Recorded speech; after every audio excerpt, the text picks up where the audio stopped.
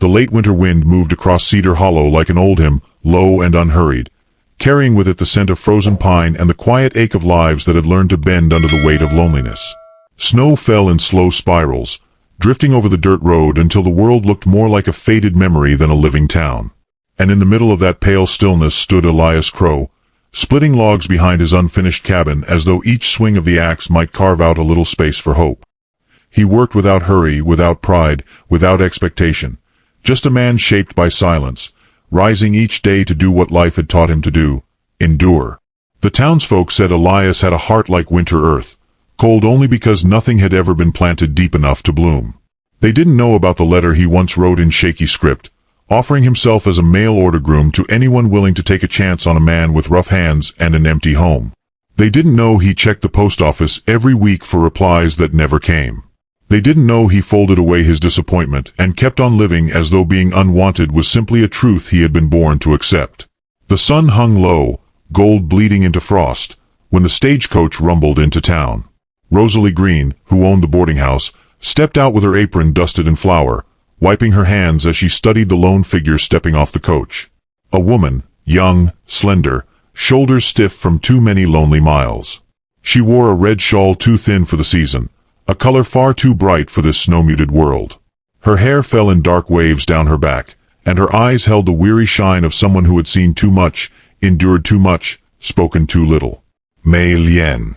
That name would ripple through Cedar Hollow before nightfall, though she didn't yet know the weight it would carry. Elias watched from a distance, leaning against a post near the general store, breath clouding the air. He didn't stare out of boldness or curiosity. He stared with the gentle confusion of a man who rarely witnessed anything so delicate stepping into the rugged west. The wind tugged at the frayed threads of her shawl, and she clutched a folded paper in her hand as if it were the only thing keeping her upright. Jonas Pike, a ranch hand with a loud mouth and a smaller heart, swaggered across the snow-crusted road. He looked her up and down, interest flickering until the truth of her heritage registered. His expression twisted with ignorant dismissal. Words were exchanged, quiet ones, sharp ones, and May lowered her gaze, shrinking inward as if trying to disappear into her own shadow. Jonas turned away with a scoff loud enough for passing ears, and the cold around her seemed to deepen. Rosalie stepped forward then, warm and steady, guiding May toward the boarding house. But even from her gentle posture, Elias sensed the woman was not meant for places where people gathered close. May walked like someone who had learned not to expect a welcome, like someone who carried invisible bruises beneath her clothes. Sheriff Boone watched the scene unfold from the street corner, his weathered face shifting with silent calculations. He touched the brim of his hat toward May, not unkindly, but with the caution of a man who knew strangers often arrived with storms trailing behind them. Yet he said nothing. Not yet. The sky dimmed to that gray-blue the world takes on before dusk settles, and the town slowly folded itself into evening. From the doorway of her boarding house, Rosalie lit a lantern to guide May inside. Elias told himself he didn't care who she was or where she had come from. Lonely men often told themselves lies to keep their hearts from stirring. Still, he lingered a moment longer than needed, drawn to her quietness in a way he didn't understand. Hours later, the wind rose, moaning through the alleyways like an old beast waking. Snow thickened. The street emptied. But the memory of that thin red shawl clung to Elias's mind like a stubborn ember refusing to die out. He finished stacking the last of the firewood and glanced toward the boarding house, where faint light spilled onto the snow. Inside, May sat at a small wooden table, fingers wrapped around a cup Rosalie had placed before her. The steam rose gently, softening the lines of fear around her eyes. Rosalie moved about the room with a practiced grace, speaking in a calm, even tone. But May hardly heard the words. She unfolded the paper she carried, a letter meant to be her salvation, and read it again with trembling hands. A promise of a husband, a home, safety. But the name of the man who wrote it would never come walking toward her. She had learned that on the coach, when the driver said her intended had left town weeks ago. Another rejection. Another place where she did not belong. Her breath hitched. She pressed the letter to her chest, as if holding tighter might steady the emptiness settling inside her. She had crossed oceans and mountains, only to be abandoned on unfamiliar soil. The red shawl had been her mother's, the letter her hope, the journey her last chance. And already she could feel winter wrapping its cold fingers around her future. Elias might have gone home then, might have shaken off whatever thread connected his heart to that boarding house window. But something kept him standing in the nearly frozen street. A flicker of lantern light caught the outline of her bowed head, her shoulders trembling under the weight of exhaustion. The image carved itself onto him like a carving in bark, small, but impossible to erase. A sudden shout cracked through the quiet.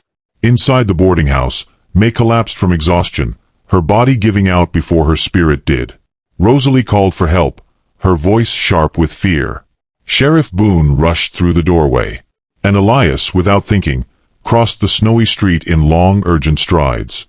By the time he stepped inside, the room had fallen into a hush. May lay on the wooden floor, her shawl spread around her like spilled crimson ink on pale boards. Rosalie knelt beside her, pressing a damp cloth to her forehead. Sheriff Boone muttered something about exhaustion and malnutrition. Elias stood in the doorway, breath caught somewhere between his ribs and his throat. May's eyelids fluttered weakly, and for a moment she seemed lost between worlds. Then, slowly, her gaze drifted upward, finding him through the blur of lamplight. Her whisper traveled no farther than the space between them, yet it struck him like a warm pulse in an icy room. "You came." The words weren't spoken aloud, but Elias felt them just the same. And that was the moment everything in his life began to shift, quietly, invisibly, like the first crack in river ice before spring. Morning crept into Cedar Hollow with a hushed softness, pale light sliding across frosted windows and stirring the town into another day of quiet burdens. Rosalie moved through the boarding house like a mothering wind, checking on May with worry tucked into the corners of her eyes. May sat upright now, weak but awake, her hands folded neatly in her lap as if her body remembered discipline even when exhausted. She looked small against the wooden headboard, small against the whole world, though something steady glimmered beneath her frailty, an ember that refused to die. Elias lingered near the doorway, hat held to his chest, unsure if he was intruding. He had not slept well. Every time he closed his eyes, he saw the red shawl pooling around May as she collapsed, saw the moment her gaze had anchored him in place as though she recognized him from some forgotten lifetime. Now, in the soft daylight, she lifted her eyes to him again, and he felt the same quiet pull. "You should rest," he murmured, his voice softer than the creak of the pine floor. The words were plain, but they carried a gentleness that made her breath tremble. May nodded, though she did not lie back down. She sat upright out of habit, as if lying down in another person's home felt too vulnerable. Rosalie placed a bowl of warm broth in her hands, watching the way May lifted it carefully, almost ceremoniously, as if she feared breaking something sacred. Hunger flickered across her face, but she sipped slowly, gracefully, revealing a woman trained to hide need even when starving. Rosalie stepped back, giving her space. Elias remained, unsure why he couldn't walk away. Maybe because she looked like someone who had spent her life being left behind. May's voice, when it came, was fragile as dried petals. "I am sorry for trouble." Elias tensed. "Folks around here apologize more than they breathe," Rosalie muttered from across the room, "but not one of them ever apologizes for the things they should. Don't add your name to that list, dear." May lowered her eyes, but Elias saw the flicker of gratitude. Rosalie handed her a folded garment, a clean, simple dress stitched from prairie cloth. "Something to keep you warm, sweetheart." May ran her fingers along the fabric, her touch reverent, like she had not owned anything new in years. When Rosalie left to tend the kitchen, silence settled like fresh snow. Elias shifted his weight awkwardly. May set the bowl aside and unfolded the paper in her lap. A letter, edges softened from being held too many times. Elias recognized it from the night before. He watched her fingers tremble as she tried to hide the shaking. "Someone waiting for you?" he asked gently. Her throat tightened around the truth. "No one now." She did not elaborate at first, but Elias had lived long enough to recognize the shape of a person carrying shame that wasn't theirs. May's gaze drifted to the window where the white world pressed against the glass like a cold witness. "I was supposed to marry," she whispered. "A man wrote to me. Promised a home. Promised safety if I came. But when he found out," her voice thinned, scattered. "Found out I am Chinese. He changed his mind. The sentence struck Elias deeper than he expected. Not because it surprised him, but because he knew the kind of loneliness that bloomed inside someone when the world decided they were unworthy before even meeting them. He reached for words, but May continued, almost as if the confession had gathered its own momentum. I traveled far, spent all I had. I thought if I worked hard, I could still be wanted. Still be something other than trouble. Her fingers tightened around the letter until the paper bent like a wounded wing. Elias swallowed hard. You're not trouble, he said quietly. May shook her head. In my village, a woman alone is shame. Here, also shame. Her voice cracked in a way that made something in Elias's chest feel like it was splitting open too. She had walked rivers and mountains and continent and ocean, only to find the same emptiness waiting on both shores. Before he could respond, boots thudded on the porch. Sheriff Boone stepped in, his face carved with concern and winter lines. Morning, Elias. Miss Lien. He removed his hat, brushing frost from the brim. Word spreads quick in this town. Some of the miners been asking questions about you, miss. The wrong kind of questions. May stiffened, shrinking into herself. Elias stepped slightly closer without thinking, his body forming a quiet barrier. Sheriff Boone sighed. Don't be scared, but be mindful. Men like that don't need much reason to bother someone they think has no protection. Elias's jaw tensed. They won't touch her. Boone met his eyes, reading the sincerity there. Then I'll trust you'll keep watch. He tipped his hat and stepped back into the cold. May's hands trembled again. Elias wanted to reach out, to offer some piece of warmth or comfort, but he didn't know how to bridge that fragile space. Instead, he spoke softly, like a man offering a promise he didn't know how to word properly. You're not alone here. You won't be. She blinked at him, startled by the certainty in his tone. No one had spoken to her like that in a long time. Maybe ever. Outside, the wind howled across the plains, rattling the shutters. The storm was growing. Later, when May attempted to stand, her legs wavered. Elias steadied her with a gentle hand beneath her elbow. Her breath caught at the contact, not in fear, but in disbelief. She had known many hands in her life, but kindness had rarely been among them. Thank you, she murmured. Elias didn't answer. He simply guided her to the chair by the stove, making sure the fire warmed her chilled skin. Rosalie returned with more blankets, fussing as she arranged them around May's shoulders. Elias stepped back, watching her settle, her face illuminated by amber glow. Hours passed. The town grew restless as the storm deepened.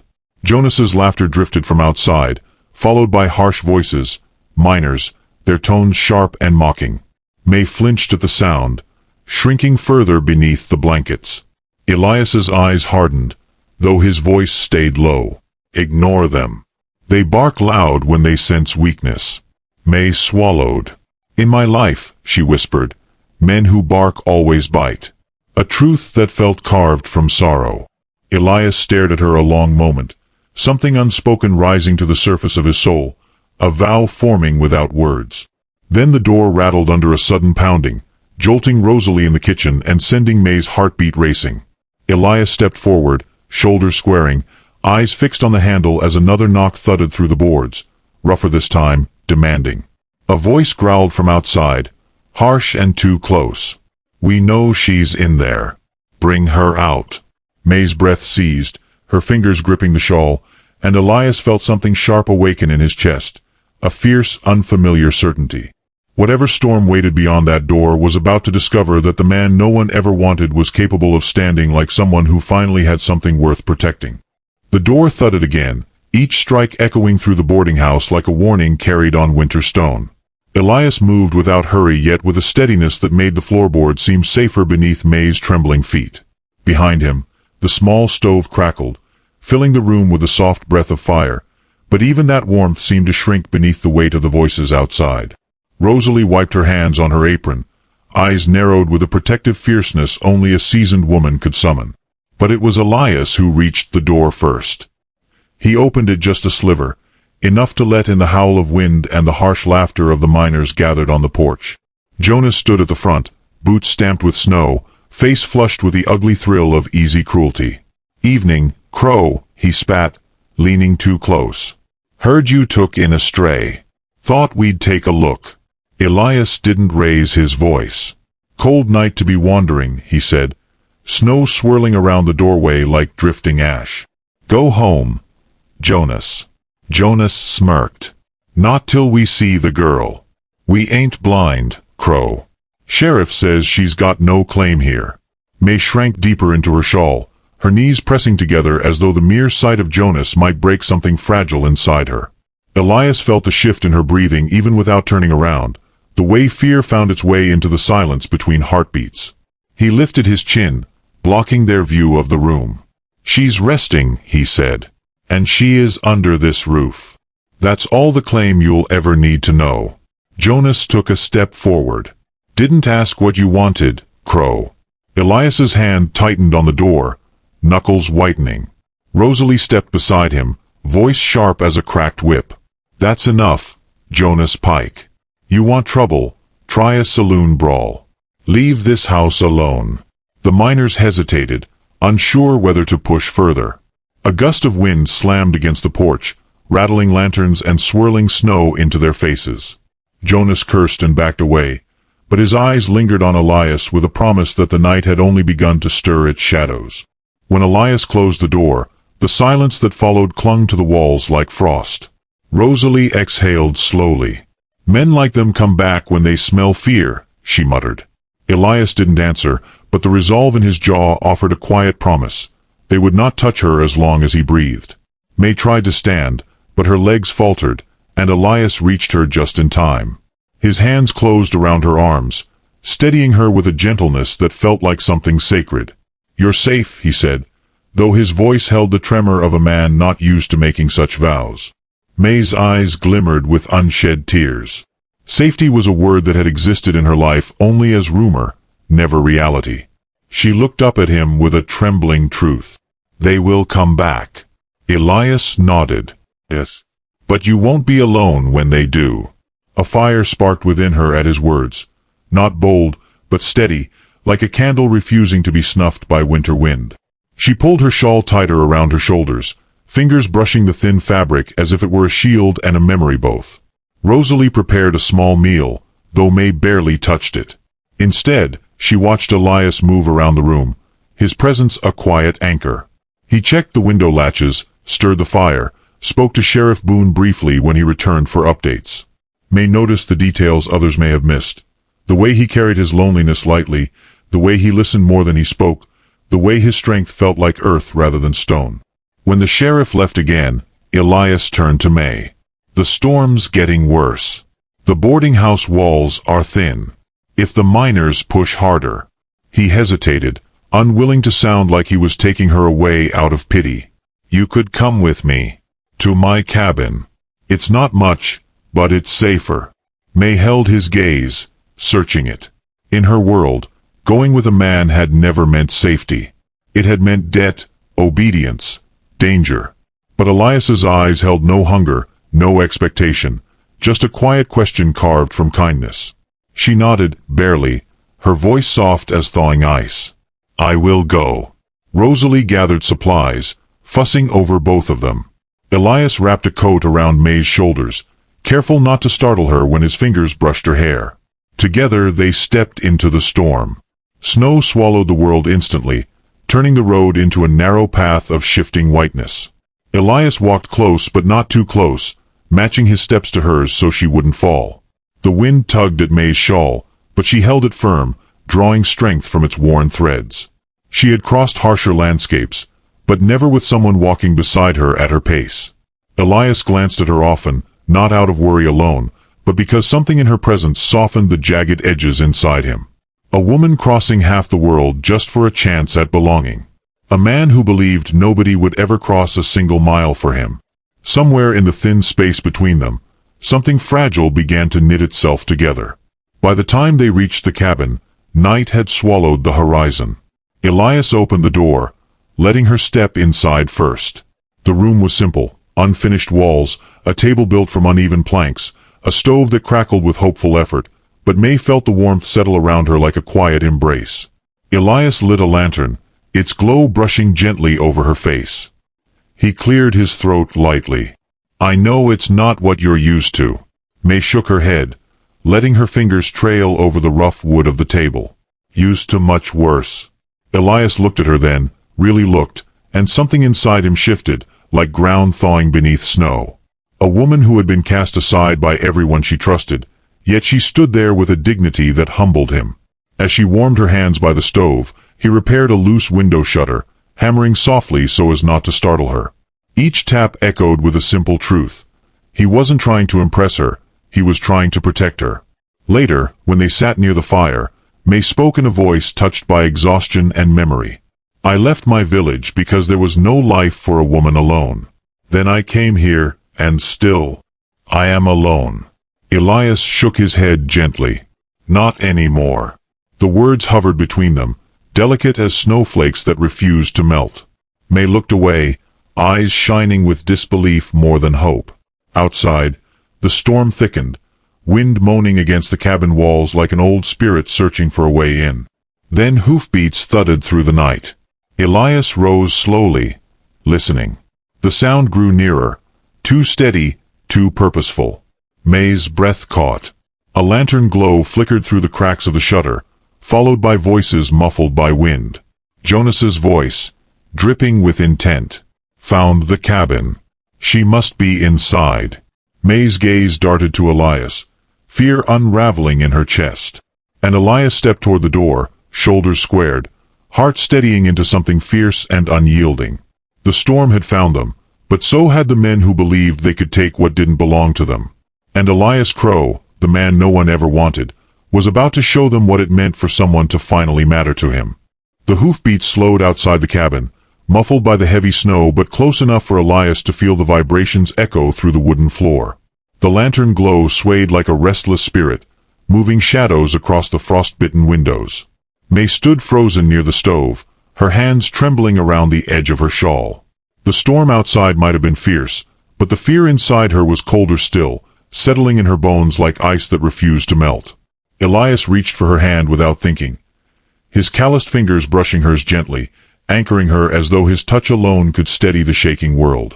"Stay behind me," he whispered, voice low and steady as a winter creek. His hand released hers with reluctant softness, and he stepped toward the door. The lantern light outside wavered again, lifting and falling like the breath of a beast preparing to lunge. Elias's shadow stretched long across the cabin floor, merging with May's as though the storm itself had bound them together. A rough knock slammed against the door, splintering the quiet. Jonas's voice called out, sharp and mocking, threaded with the cold arrogance of a man who believed the world belonged to him. "Crow, we know she's in there." The wind howled through his pauses, adding a growl to every word. "Open up, or we'll open it ourselves." Elias opened the door just enough to reveal his silhouette, framed by swirling snow. Jonas and two miners stood on the porch, their faces red from drink and winter, their breath rising like steam from wild horses. Jonas smirked, lanterns swinging in his grip. "Storm's bad tonight. Shame if we all froze before meeting the lady." "She's resting," Elias said, voice quiet, but edged with something new, a firmness he hadn't known he possessed. "You need to leave." Jonas stepped forward, boots crunching into the snow-packed boards. "What's it matter to you, Crow? She ain't yours. And she sure don't belong to this place." Elias felt the truth of that sting, but he didn't look away. "She belongs where she chooses." The miners snickered, but May felt the words settle inside her like a warm ember. No one had ever spoken of her choices before. Her life had been shaped by decisions made by others, family, employers, men with power. Elias's simple declaration startled her more than the storm. Jonas leaned in, lantern light sharpening the cruelty in his smile. "You're playing at husband again? Heard you wrote all them letters, begging for a bride. Heard nobody wrote you back." The words hit Elias like sleet to bare skin, but he didn't flinch. The world had thrown worse at him before. Jonas let out a short, bitter laugh. And now you think a pretty foreigner came for you? Stop pretending she picked you, Crow. Inside the cabin, May pressed a hand to her chest. Jonas didn't know the truth of the letter she carried or the rejection she'd endured, but his words sliced through the fragile hope she'd started to gather near Elias's fire. She felt exposed, as if all her shame had been laid bare across the winter sky. Elias stepped forward, meeting Jonas's stare with a quiet steadiness. I'm not pretending anything, he said. But you won't lay a hand on her. Not while I draw breath. Jonas's grin cracked. You think you can stop us? If May had not been so afraid, she might have noticed the shift in Elias's posture, the way his shoulders squared not from anger, but from purpose. He wasn't a violent man, but protection had carved itself into him through years of living alone in a world that rarely cared whether he survived. The wind kicked up, hurling snow across the porch and dimming the lantern's glow. Jonas cursed and shielded his face. The miners grew restless, their bravado thinning as the storm sank deeper into the night. Elias used the moment to speak again, voice calm but iron strong. Sheriff knows where you've been wandering. He said he's keeping watch tonight. If you start trouble, he'll hear it. Jonas stiffened. The sheriff wasn't a man to test on a night like this. Still, pride made him linger, puffing up his chest like a rooster refusing to retreat. This ain't over, Crow. It is for tonight, Elias said. The wind roared in agreement, slamming cold air against their backs until even the bravest of them shuddered. Jonas spat into the snow, frustration steaming in the air. Then, with a muttered curse, he turned and trudged down the path, the miners following reluctantly. Lantern light bobbed away into the storm until it vanished altogether, swallowed by the darkness. Elias closed the door slowly, bracing it with a wooden beam. The cabin fell into stillness again, broken only by the crackle of the fire. May let out a breath she didn't know she'd been holding. When Elias turned to her, she saw something in his eyes she hadn't seen in other men, something that made her chest tighten with a strange, unfamiliar ache. He approached her cautiously, as if afraid to break her. You're safe, he said again. I won't let them take you. May's eyes warmed with tears, and she shook her head. You don't know what they will do. Men like them, they don't stop. Her voice trembled, drifting toward memories she tried to bury under years of silence. When I left home, I thought danger was behind me. But it follows. It always follows. He knelt, something no man had ever done before her, and gently adjusted the blanket around her shoulders. May froze, breath catching at the quiet dignity of the gesture. Elias didn't know the wounds carried by a woman who had never been protected, but he felt them in the way she held herself rigid, bracing for hurt even in safety. You're not alone now, he murmured. May lowered her gaze, trying to contain the rush of emotion that threatened to undo her. No one, she whispered, voice fracturing into something fragile. No one has ever said that to me. Elias swallowed hard, feeling the weight of her words. You deserve to hear it. And you deserve more than hiding from storms and men who don't know your worth. May pressed her hands tightly together, and Elias could see her fighting to believe him. Her eyes shimmered with disbelief and longing, twin fires struggling against the cold. Then, from outside, the snow shifted with a heavy crunch, one more set of footsteps approaching, different from the miners, slower, deliberate. Elias stiffened, listening. Lantern light flickered against the window again, but this glow was steadier, deeper, casting long shadows across the cabin floor. May's breath stilled. Elias moved toward the door, hand hovering near the latch. A voice called softly through the storm, unexpected and unfamiliar. Crow, open up. We need to talk. Elias's heart hammered. May clutched her shawl, eyes wide. The storm had brought more than danger to their doorstep, and the next knock would change everything. Elias hesitated only a heartbeat before loosening the latch. May stood behind him, her breath caught between hope and fear, her shawl clutched so tightly the threads bit into her palms.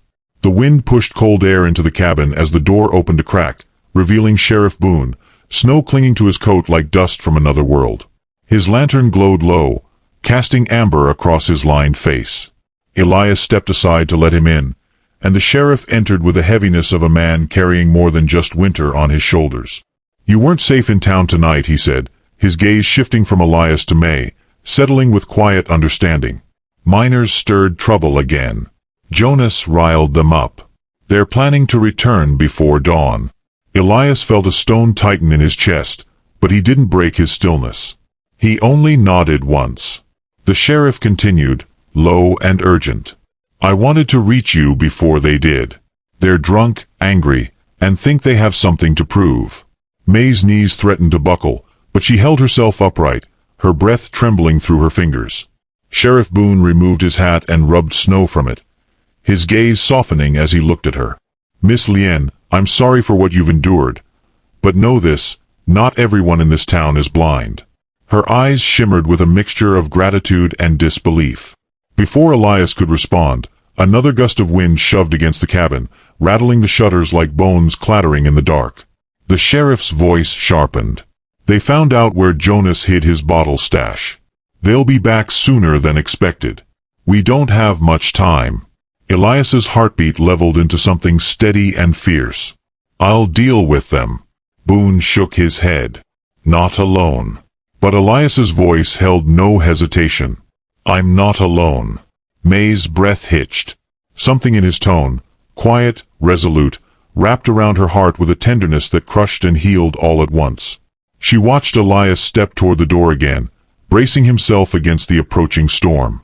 Boone exhaled hard, resigned. "All right. Let's stand together." May moved toward Elias, her voice soft but trembling with newfound courage. "Please be careful. I cannot," her words frayed. "I cannot lose the only safe place I have known." Elias turned, meeting her eyes with a gentleness that held the weight of unspoken vows. "You won't lose me." The sheriff read the moment between them, something stronger than circumstance rising like dawn behind their fear. But the storm outside gave no mercy. Lanterns flickered in the distance, more than 3 this time, weaving through snow like restless fireflies twisted by rage. "They're here," Boone muttered. Elias extinguished the cabin lanterns, plunging the room into a darkness lit only by the orange breath of the stove. "Stay inside," he told May softly. "Do not open the door unless it's me." But May stepped forward, an unexpected tremor of resolve beneath her fear. "I won't hide. Not again." Her declaration struck Elias like a gentle blow. He reached out, resting a rugged hand against her trembling fingers. "You're brave. Braver than you know. But tonight, let me be the one who stands." She swallowed hard, but nodded, though her eyes held lightning that had never been allowed to spark before. The door opened to the storm once more. Elias and the sheriff stepped onto the porch, boots sinking into snow. The wind bit at their faces, but the lanterns coming toward them were the true threat, shaking, swaying, and fueled by liquor. Jonas led them again, snow crusted in his beard, his grin twisted into something crueler than the night before. "Evening, Crow," he bellowed through the storm. "Heard you got company. Thought we'd be neighborly." Elias didn't move. The sheriff's hand hovered near his holster. Jonas tapped his knife against his thigh, letting it catch the lantern light. "Bring her out. Town don't need strangers. Especially the kind who don't belong here." Elias felt something inside him snap, not with anger, but with clarity. "You don't get to decide who belongs." His voice carried through the wind with surprising strength. "You don't get to decide her worth. Or mine." Jonas scoffed. "You? Worth?" The word twisted in his mouth like rot. "No wonder no woman answered your letters. Even the desperate ones knew better." Elias's breath hitched, pain rippling through his expression like a brief shadow across flame. But then something deeper rose in him. Something that came from the nights of silence, the years of being overlooked, the hollowness that had nearly swallowed him before May's whisper pulled him back into the warmth of living. "Maybe no one answered," he said, voice low. "But she looked at me like I mattered. That's more than you'll ever know." Jonas lunged. The blade flashed in the storm's breath, arcing toward Elias with reckless force. Boone moved to intercept, but the snow beneath him slipped. Elias braced himself, instinct screaming, but before the knife could strike, a cry broke through the wind, a sharp, desperate plea that shattered the frozen night. "Elias!" May stood in the cabin doorway, shawl whipping like a torn flag, eyes fierce despite her terror. Her voice cut through Jonas's focus just enough. Elias twisted, catching Jonas's wrist, forcing the blade downward. The two collided, grappling in the snow, boots digging trenches into the earth. Jonas snarled, trying to wrench free, but Elias held firm. The sheriff recovered and charged, tackling one of the miners as another fled into the darkness. Lanterns toppled, spilling firelight over snow. Jonas roared, yanking his arm back and slashing wildly. Elias stumbled, cold burning his lungs, and for a breath he tasted the metallic edge of defeat. But then he heard her voice again, fragile, trembling, yet filled with a courage that reached deeper than any blade. "Elias, please don't fall." Her plea surged through him like a second heartbeat. He straightened, caught Jonas's arm, and slammed it against the porch post. The knife dropped, skidding across the snow. Boone seized Jonas, wrenching his arms behind his back. The miners scattered like frightened wolves, melting into the storm. Jonas screamed curses until Boone struck him silent with the cold metal of restraint. Breathing hard, Elias turned. May stood barefoot in the snow, tears streaking her cheeks, shawl clinging to her like a dying ember. "You came outside," he breathed. "You shouldn't have." Her voice broke. "I could not stay where I was safe while you bled for me." Elias stepped toward her, lifting her gently into his arms, feeling her tremble against his chest. "You're safe now, May. I swear it." She pressed her forehead to his shoulder, emotion shaking through her as though her body could no longer contain it. "I was never chosen," she whispered. "Never seen. Not until you." He held her closer, understanding blooming slowly between them like the first fragile flower pushing through winter frost. "And I was never wanted," he murmured. "Not by anyone. Until you asked me to stand beside you." Their breaths mingled, warm in the freezing air. The sheriff dragged Jonas away, his lantern fading into the storm. Elias carried May back into the cabin, the fire waiting like a heart that refused to die. When he set her down, their eyes met. No fear now, only the tender truth of two souls who had found something unexpected in the harshest winter. May's hand brushed his cheek. "Elias, will you stay beside me? Not for pretending. Not for protection, but because I choose you." He knelt before her, the storm pounding against the walls like distant drums. And with a voice shaped by every lonely year he had ever survived, he whispered, "If you'll have me, I'll be yours." The fire flared, throwing light over the two of them, sealing the moment in warmth and trembling hope, just as dawn began to rise behind the storm.